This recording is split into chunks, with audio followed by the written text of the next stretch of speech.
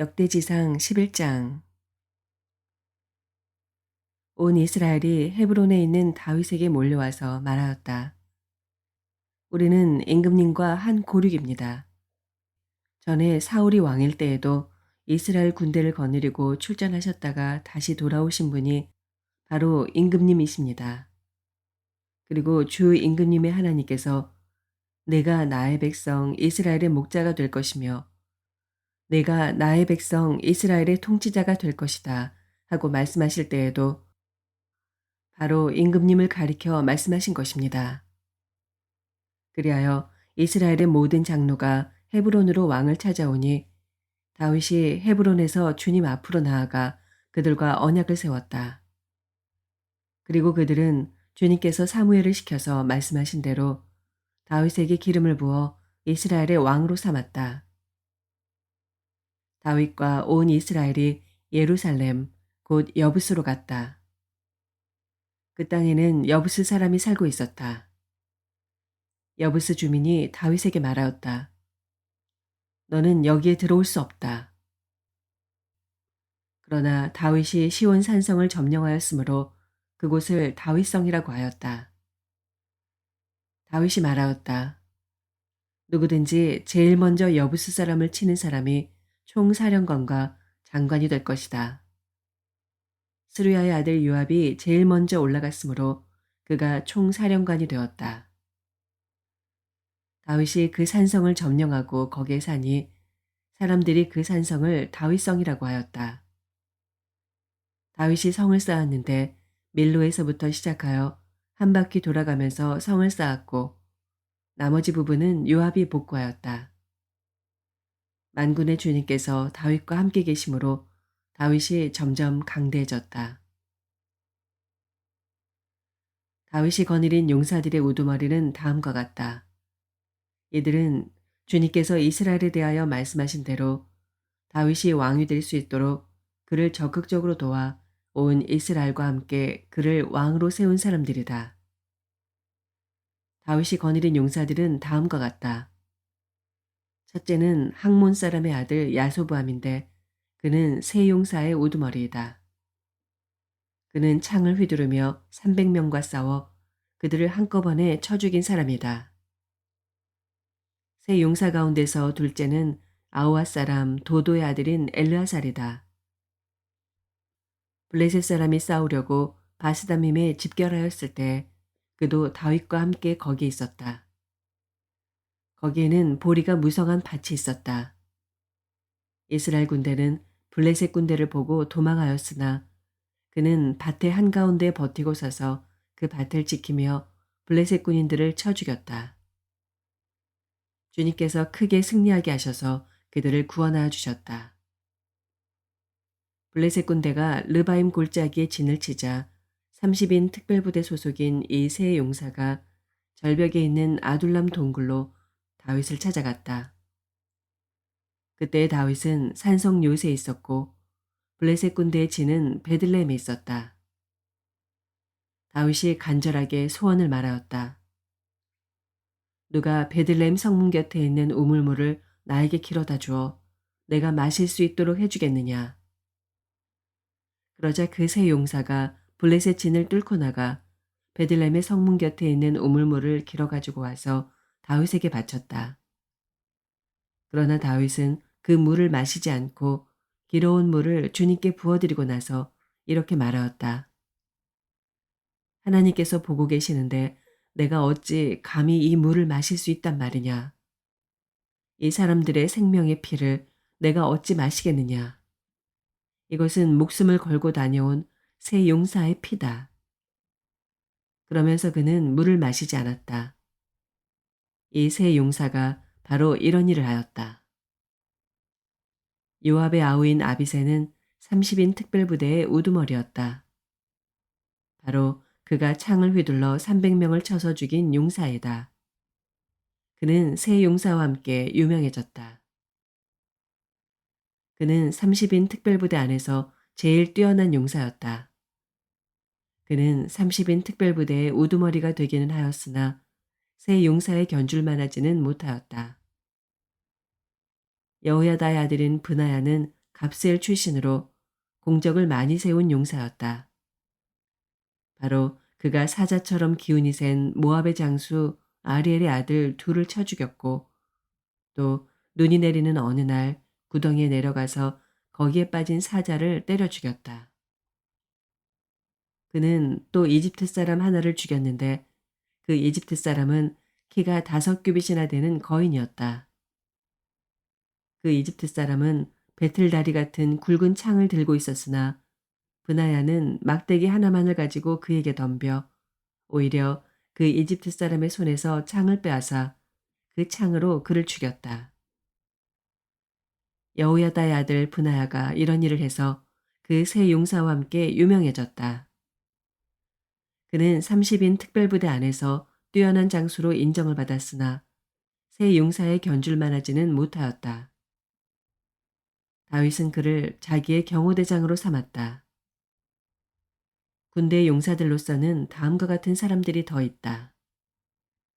요압의 아우 아사엘과 베들레헴 사람 도도의 아들 엘하난과 하롤 사람 사뭇과 블론 사람 헬레스와 드고아 사람 이게스의 아들 이라와 아나도 사람 아비에셀과 후사 사람 십부게와 아우아 사람 일레와 느도바 사람 마하레와 느도바 사람 바하나의 아들 헬렉과 베냐민 자손으로 기브아 사람 리베의 아들 이데와 비라돈 사람 브나야와 가하스 시냇가에 사는 후레와 아르바 사람 아비엘과 바하룸 사람 아스마엘과 사알본 사람 엘리아바와 기손 사람 하셈의 아들들과 하랄 사람 사기의 아들 요나단과 하랄 사람 사갈의 아들 아이암과 우레 아들 엘리발과 무게라 사람 헤벨과 블론 사람 아이야와 갈멜 사람 헤스로와 에스베의 아들 나아레와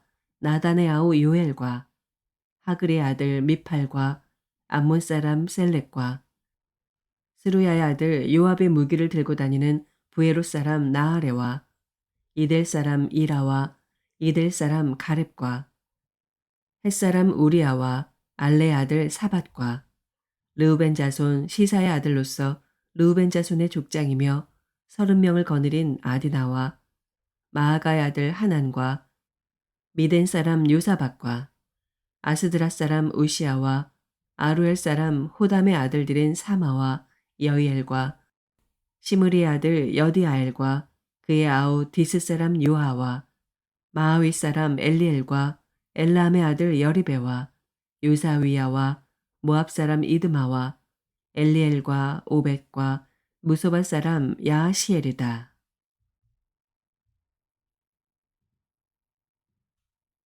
역대지상 12장. 다윗이 기스의 아들 사울에게 쫓겨서 시글락에 있을 때 그에게 와서 싸움을 도운 용사들은 다음과 같다. 이들은 좌우 양손으로 무림의 돌도 던질 줄 알며 화살도 쏠 줄 아는 사람들로서 활로 무장을 한 사람들인데 베냐민 지파 사울의 일족이다. 그들의 우두머리는 아이에셀이고 그 다음은 요아스인데 이들은 기브아 사람인 스마아의 두 아들이다.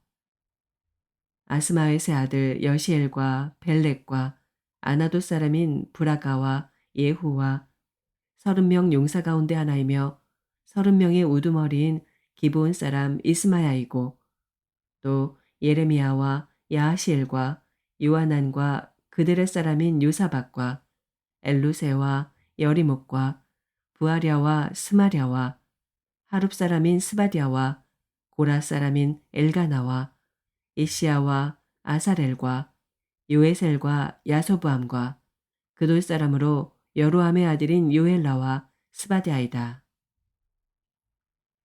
갓 지파 가운데서 광야에 있는 요새로 다윗을 찾아간 사람들이 있었다. 그들은 용맹스러운 용사들이요 방패와 창을 다룰 줄 아는 싸움에 익숙한 군인들이다. 그들의 얼굴은 사자의 얼굴과 같고 빠르기는 산의 노루와 같았다. 그들의 우두머리는 에셀이고 둘째는 오바댜이고 셋째는 엘리압이고 넷째는 미스만나이고 다섯째는 예레미야이고 여섯째는 앗대이고 일곱째는 엘리엘이고 여덟째는 요하난이고 아홉째는 엘사밧이고 열째는 예레미야이고 열한째는 막반네이다. 이들은 갓 자손의 군대 지휘관으로서 그 가운데 계급이 낮은 사람은 100명을 거느렸고 높은 사람은 1000명을 거느렸다. 어느 해 첫째 달 요단강 물이 모든 강둑에 넘칠 때 그들은 강을 건너가 골짜기에 있는 모든 사람을 쳐서 동서로 도망치게 하였다. 베냐민과 유다 자손 가운데서 요새로 다윗을 찾아온 사람들이 있었다. 다윗이 나가서 그들을 맞으며 말하였다. 여러분이 나를 돕고 화친할 목적으로 왔다면 나는 여러분과 연합할 마음이 있소. 그러나 내게 아무런 악행이 없는데도 여러분이 나를 배반하여 적에게 넘긴다면 우리 조상의 하나님께서 이를 보시고 여러분을 벌하시기를 바라오. 그때 30인의 우두머리인 아마새가 하나님의 영에 사로잡혀 말하였다. 다윗 장군님, 우리는 장군님의 부하입니다. 이새의 아드님, 우리는 장군님의 편입니다. 하나님이 장군님을 돕는 분이시니 평화에 평화를 누리십시오. 장군님을 돕는 사람에게도 평화가 깃들기를 빕니다. 다윗은 그들을 기꺼이 받아들여 군대 장관으로 삼았다. 므낫세 지파에서도 다윗에게 온 사람들이 있었다. 그때 다윗이 블레셋과 함께 나아가 사울과 전쟁을 하려 하였지만 그들을 도울 수가 없었다. 블레셋 지도자들이 의논한 뒤에 그가 우리 머리를 베어서 그의 왕 사울에게 투항할 것이 아니냐 하고 말하면서 다윗을 돌려보냈기 때문이다. 다윗이 시글락으로 돌아갈 때 므낫세 지파에서 그에게 합세한 사람은 아드나와 요사박과 여디아엘과 미가엘과 요사박과 엘리후와 실르데이다. 이들은 모두 므낫세 지파의 천부장이다. 그들은 모두 다 용맹스러운 용사들이어서 다윗을 도와 침략자들을 쳤다. 이들은 모두 군대 장관이 되었다. 날마다 다윗을 도우려는 사람이 모여들어 하나님의 군대와 같은 큰 군대를 이루었다. 싸우려고 무장하고 헤브론으로 다윗을 찾아와서 주님의 말씀대로 사울의 나라가 다윗에게 돌아오도록 공을 세운 사람의 수는 다음과 같다. 유다 자손 가운데서 방패와 창으로 무장한 군인이 6,800명이고 시므온 자손 가운데서 싸운 용맹스러운 용사는 7,100명이다. 레위 자손 가운데서는 4,600명인데 아론 가문의 영도자 여호야다가 거느린 사람은 3,700명이고 젊은 용사 사독과 그의 가문의 지휘관이 22명이다.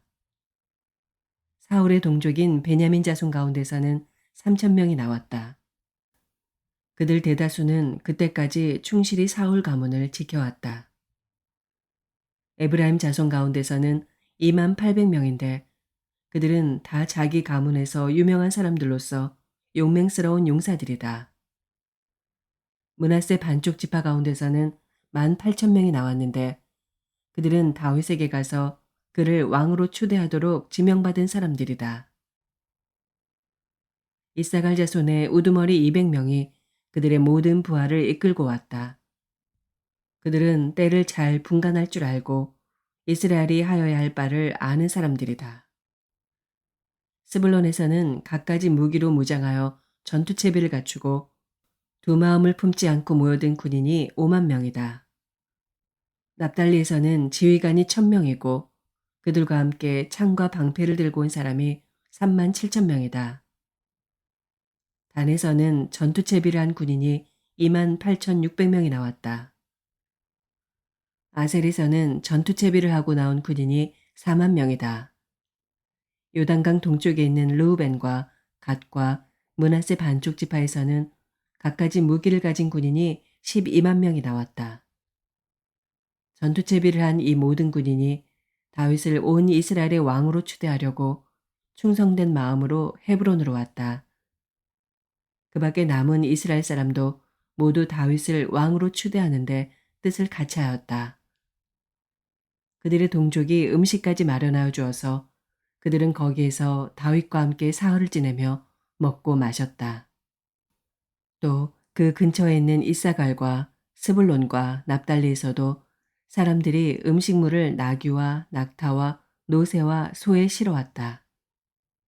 밀가루 빵과 무화과 빵과 건포도와 포도주와 소와 양을 많이 가져오니 이스라엘에 기쁨이 넘쳤다.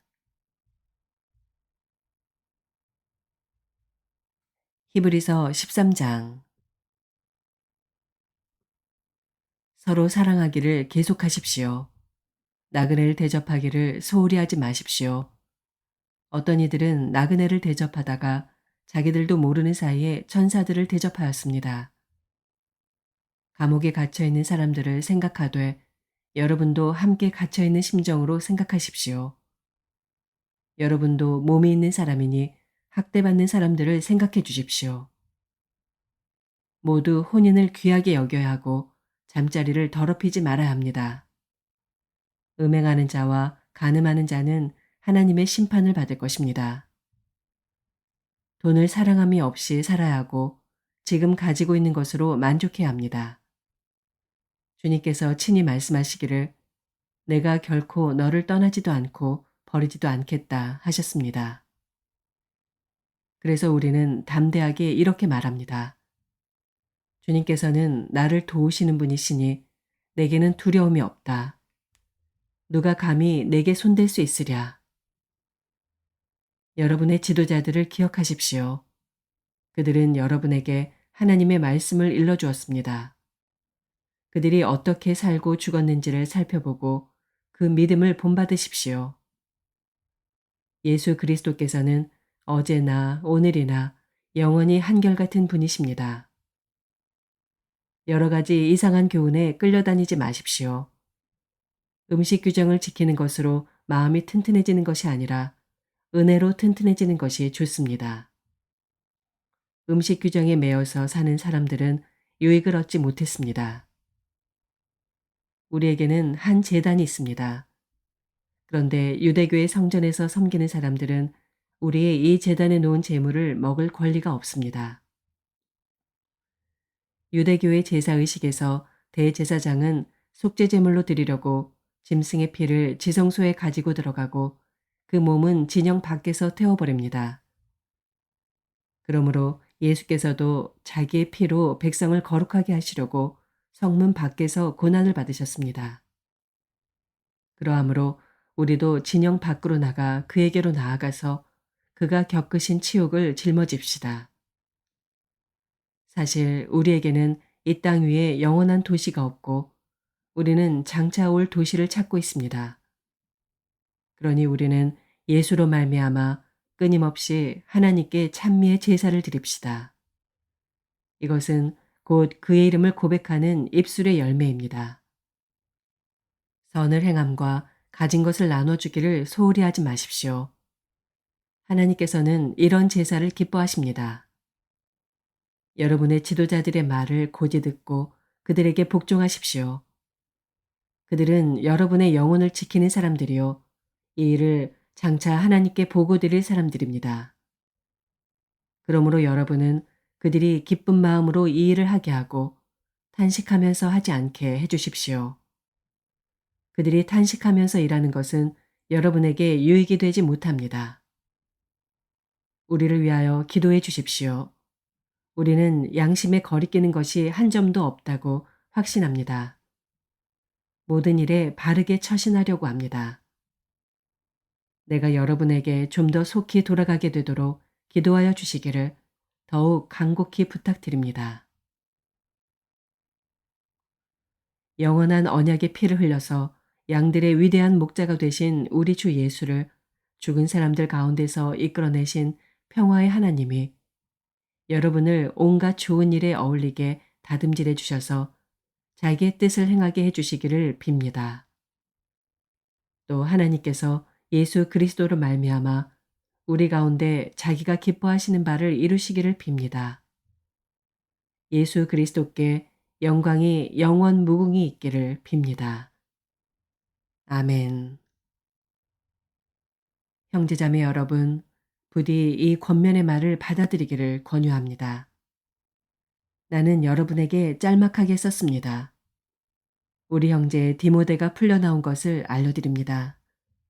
그가 속히 오면 내가 그와 함께 여러분을 만나보게 될 것입니다. 여러분의 모든 지도자와 성도에게 문안하여 주십시오. 이탈리아에서 온 사람들이 여러분에게 문안합니다. 여러분 모두에게 은혜가 있기를 빕니다.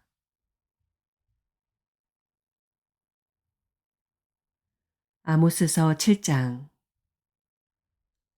주 하나님이 나에게 다음과 같은 것을 보여주셨다. 주님께서 재앙에 쓰실 메뚜기 떼를 만드신다. 두 벌가리의 씨가 움도들 때 곧 왕에게 바치는 곡식을 거두고 나서 다시 두 번째 뿌린 씨가 움도들 때이다. 메뚜기 떼가 땅 위의 푸른 풀을 모두 먹어버리는 것을 내가 보고서 주 하나님 용서하여 주십시오. 야곱이 어떻게 견뎌낼 수 있겠습니까? 그는 너무 어립니다. 하고 간청하니 주님께서 이에 대하여 뜻을 돌이키셨다. 그리고 주님께서 말씀하셨다. 이것이 이루어지지 않게 하겠다. 주 하나님이 나에게 다음과 같은 것을 보여주셨다. 보니 주 하나님이 불을 불러서 징벌하신다. 그 불이 깊이 흐르는 지하수를 말리고 농경지를 살라버린다. 이때 내가 주 하나님 그쳐주십시오. 야곱이 어떻게 견뎌낼 수 있겠습니까? 그는 너무 어립니다. 하고 간청하니 주님께서 이에 대하여 뜻을 돌이키셨다. 그리고 주 하나님이 말씀하셨다. 이것도 이루어지지 않게 하겠다. 주님께서 나에게 다음과 같은 것을 보여주셨다. 다림줄을 들이우고 쌓은 성벽 곁에 주님께서 서 계시는데 손에 다림줄이 들려 있었다. 주님께서 나에게 아모스야 내가 무엇을 보느냐 하고 물으시기에 내가 대답하기를 다림줄입니다 하니 주님께서 선언하신다. 내가 나의 백성 이스라엘의 한가운데 다림줄을 들이워 놓겠다. 내가 이스라엘을 다시는 용서하지 않겠다. 이삭의 산당들은 황폐해지고 이스라엘의 성소들은 파괴될 것이다. 내가 칼을 들고 일어나서 여로보암의 나라를 치겠다. 베델의 아마샤 제사장이 이스라엘의 여로보암 왕에게 사람을 보내서 알렸다. 아모스가 이스라엘 나라 한가운데서 임금님께 대한 반란을 선동하고 있습니다. 그가 하는 모든 말을 이 나라가 더 이상 참을 수 없습니다. 아모스는 여로보암은 칼에 찔려 죽고 이스라엘 백성은 틀림없이 사로잡혀서 그 살던 땅에서 떠나게 될 것이다 하고 말합니다. 아마샤는 아모스에게도 말하였다. 선견자는 여기를 떠나시오. 유다 땅으로 피해서 거기에서나 예언을 하면서 밥벌이를 하시오. 다시는 베델에 나타나서 예언을 하지 마시오. 이곳은 임금님의 성소요 왕실이오. 아모스가 아마샤에게 대답하였다. 나는 예언자도 아니고 예언자의 제자도 아니요. 나는 집짐승을 먹이며 돌무화과를 가꾸는 사람이요. 그러나 주님께서 나를 양떼를 몰던 곳에서 붙잡아내셔서 주님의 백성 이스라엘에게로 가서 예언하라고 명하셨소. 이제 그대는 주님께서 하시는 말씀을 들으시오. 그대는 나더러 이스라엘 치는 예언을 하지 말고 이삭의 집을 치는 설교를 하지 말라고 말하였소. 그대가 바로 그런 말을 하였기 때문에 주님께서 이렇게 말씀하시오. 내 아내는 이 도성에서 창녀가 되고 내 아들 딸은 칼에 찔려 죽고 내 땅은 남들이 측량하여 나누어 차지하고 너는 사로잡혀간 그 더러운 땅에서 죽을 것이다. 이스라엘 백성은 꼼짝없이 사로잡혀 제가 살던 땅에서 떠날 것이다. 누가복음서 2장. 그때 아우구스투스 황제가 칙령을 내려 온 세계가 호적 등록을 하게 되었는데 이 첫 번째 호적 등록은 구레뇨가 시리아의 총독으로 있을 때 시행한 것이다. 모든 사람이 호적 등록을 하러 저마다 자기 고향으로 갔다. 요셉은 다윗 가문의 자손이므로 갈릴리의 나사렛 동네에서 유대에 있는 베들레헴이라는 다윗의 동네로 자기의 약혼자인 마리아와 함께 등록하러 올라갔다. 그때 마리아는 임신 중이었는데 그들이 거기에 머물러 있는 동안에 마리아가 해산할 날이 되었다. 마리아가 첫 아들을 낳아서 포대기에 싸서 구유에 눕혀두었다. 여관에는 그들이 들어갈 방이 없었기 때문이다. 그 지역에서 목자들이 밤에 들에서 지내며 그들의 양떼를 지키고 있었다. 그런데 주님의 한 천사가 그들에게 나타나고 주님의 영광이 그들을 두루 비추니 그들은 몹시 두려워하였다. 천사가 그들에게 말하였다. 두려워하지 말아라. 나는 온 백성에게 큰 기쁨이 될 소식을 너희에게 전하여 준다. 오늘 다윗의 동네에서 너희에게 구주가 나셨으니 그는 곧 그리스도 주님이시다. 너희는 한 갓난아기가 포대기에 쌓여 구유에 누워 있는 것을 볼 터인데 이것이 너희에게 주는 표징이다. 갑자기 그 천사와 더불어 많은 하늘 군대가 나타나서 하나님을 찬양하며 말하였다. 더없이 높은 곳에서는 하나님께 영광이요. 땅에서는 주님께서 좋아하시는 사람들에게 평화로다. 천사들이 목자들에게서 떠나 하늘로 올라간 뒤에 목자들이 서로 말하였다. 베들레헴으로 가서 주님께서 우리에게 알려주신 바 일어난 그 일을 봅시다. 그리고 그들은 급히 달려가서 마리아와 요셉과 구유에 누워있는 아기를 찾아냈다. 그들은 이것을 보고 나서 이 아기에 관하여 자기들이 들은 말을 사람들에게 알려주었다. 이것을 들은 사람들은 모두 목자들이 그들에게 전해준 말을 이상히 여겼다. 마리아는 이 모든 말을 고이 간직하고 마음속에 곰곰이 되새겼다. 목자들은 자기들이 듣고 본 모든 일이 자기들에게 일러주신 그대로임을 알고 돌아가면서 하나님께 영광을 돌리며 그를 찬미하였다. 여드레가 차서 아기에게 할례를 행할 때 그 이름을 예수라고 하였다. 그것은 아기가 수태되기 전에 천사가 일러준 이름이다. 모세의 법대로 그들이 정결하게 되는 날이 차서 그들은 아기를 주님께 드리려고 예루살렘으로 데리고 올라갔다. 그것은 주님의 율법에 기록된 바 어머니의 태를 처음 여는 사내 아이마다 주님의 거룩한 사람으로 불릴 것이다 한 대로 한 것이요.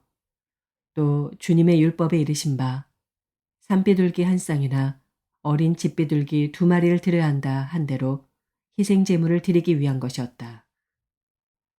그런데 마침 예루살렘에 시므온이라는 사람이 있었는데 그 사람은 의롭고 경건한 사람이므로 이스라엘이 받을 위로를 기다리고 있었고 또 성령이 그에게 임하여 계셨다. 그는 주님께서 세우신 그리스도를 보기 전에는 죽지 아니할 것이라는 성령의 지시를 받은 사람이었다. 그가 성령의 인도로 성전에 들어갔을 때 마침 아기의 부모가 율법이 정한 대로 행하고자 하여 아기 예수를 데리고 들어왔다. 시므온이 아기를 자기 팔로 받아서 안고 하나님을 찬양하여 말하였다. 주님, 이제 주님께서는 주님의 말씀을 따라 이 종을 세상에서 평안히 떠나가게 해주십니다. 내 눈이 주님의 구원을 보았습니다. 주님께서 이것을 모든 백성 앞에 마련하셨으니 이는 이방 사람들에게는 계시하시는 빛이요 주님의 백성 이스라엘에게는 영광입니다. 아기의 아버지와 어머니는 시므온이 아기에 대하여 하는 이 말을 듣고서 이상하게 여겼다. 시므온이 그들을 축복한 뒤에 아기의 어머니 마리아에게 말하였다. 보십시오. 이 아기는 이스라엘 가운데 많은 사람을 넘어지게도 하고 일어서게도 하려고 세우심을 받았으며 비방받는 표징이 되게 하려고 세우심을 받았습니다. 그리고 칼이 당신의 마음을 찌를 것입니다. 그리하여 많은 사람의 마음속 생각들이 드러나게 될 것입니다. 아셀 지파에 속하는 바누엘의 딸로 안나라는 여예언자가 있었는데 나이가 많았다. 그는 처녀 시절을 끝내고 7해를 남편과 함께 살고 과부가 되어서 84살이 되도록 성전을 떠나지 않고 밤낮으로 금식과 기도로 하나님을 섬겨왔다. 바로 이때 그가 다가가서 하나님께 감사를 드리고 예루살렘의 구원을 기다리는 모든 사람에게 이 아기에 대하여 말하였다. 아기의 부모는 주님의 율법에 규정된 모든 일을 마친 뒤에 갈릴리의 자기네 고향 동네 나사렛에 돌아왔다. 아기는 자라나면서 튼튼해지고 지혜로 가득 차게 되었고 또 하나님의 은혜가 그와 함께 하였다. 예수의 부모는 해마다 6월절에 예루살렘으로 갔다. 예수가 12살이 되는 해에도 그들은 절기 관습을 따라 6월절을 지키러 예루살렘에 올라갔다. 그런데 그들이 절기를 마치고 돌아올 때 소년 예수는 예루살렘에 그대로 머물러 있었다. 그의 부모는 이것을 모르고 일행 가운데 있으려니 생각하고 하룻길을 갔다. 그 뒤에 비로소 그들의 친척들과 친제들 가운데서 그를 찾았으나 찾지 못하여 예루살렘으로 되돌아가서 찾아다녔다. 사흘 뒤에야 그들은 성전에서 예수를 찾아냈는데 그는 선생들 가운데 앉아서 그들의 말을 듣기도 하고 그들에게 묻기도 하고 있었다. 그의 말을 듣고 있던 사람들은 모두 그의 슬기와 대답에 경탄하였다. 그 부모는 예수를 보고 놀라서 어머니가 예수에게 말하였다. 얘야, 이게 무슨 일이냐? 내 아버지와 내가 너를 찾느라고 얼마나 애를 태웠는지 모른다. 예수가 부모에게 말하였다. 어찌하여 나를 찾으셨습니까? 내가 내 아버지의 집에 있어야 할 줄을 알지 못하셨습니까? 그러나 부모는 예수가 자기들에게 한 그 말이 무슨 뜻인지를 깨닫지 못하였다. 예수는 부모와 함께 내려가 나사렛으로 돌아가서 그들에게 순종하면서 지냈다. 예수의 어머니는 이 모든 일을 마음에 간직하였다. 예수는 지혜와 키가 자라고 하나님과 사람에게 더욱 사랑을 받았다. 아멘.